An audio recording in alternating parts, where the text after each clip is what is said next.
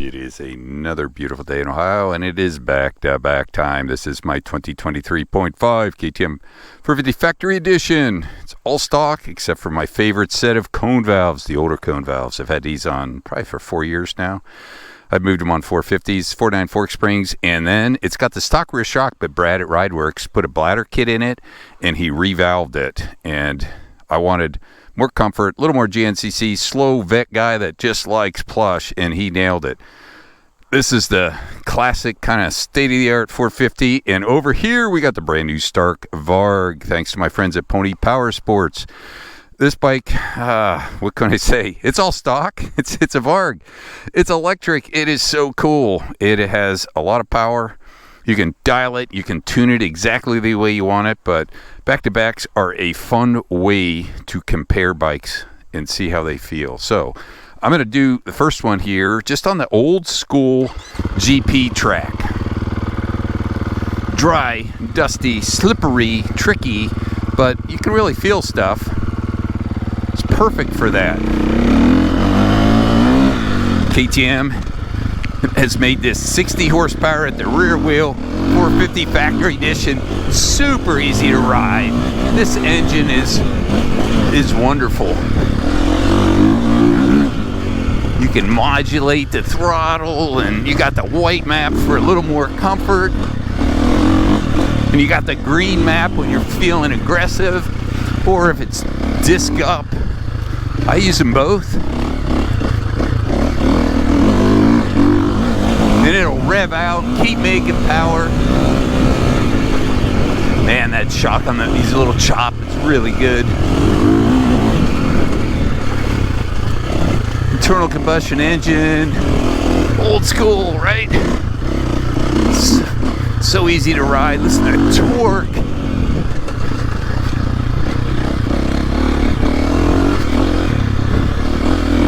It's got traction control.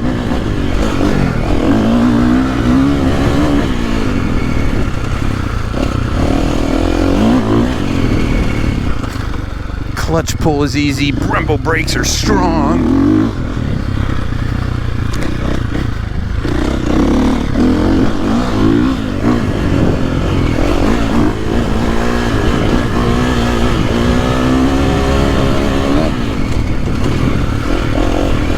Slippery.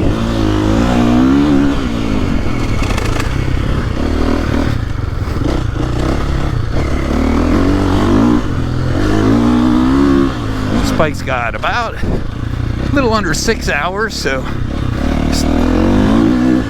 everybody says you need 10 hours to break that chassis in, but it's feeling pretty good with Brad's rear shock.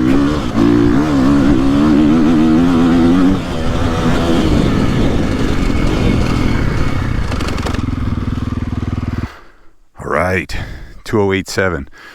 Let's just call it a 2087. Old school. Crankshaft located here. Lots of rotating parts, rotating crank, rotating clutch. Fuel up here. Let's get on electric. You got one motor spinning here.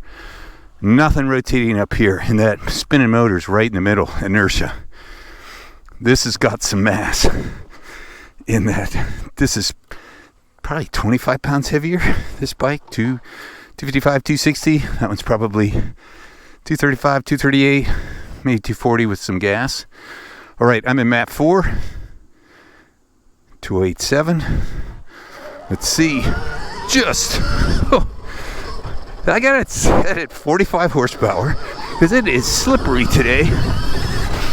And that feels like enough. So planted feeling. And just really, it just accelerates.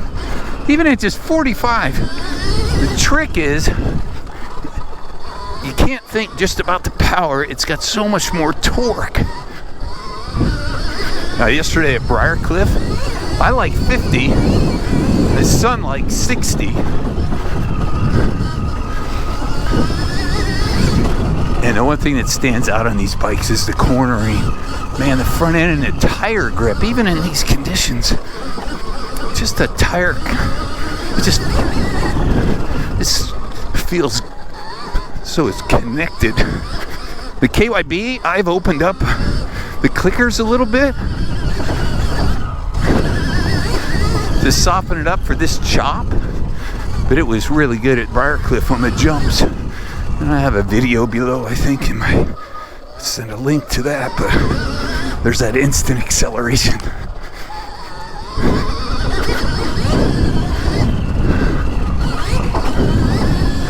Yeah, the no clutch, no gears. You just modulate the throttle.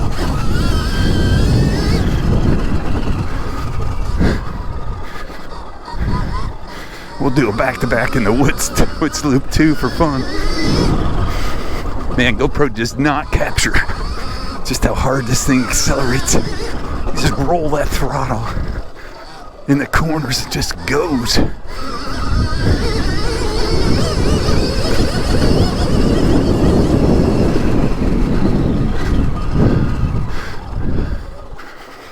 Doink.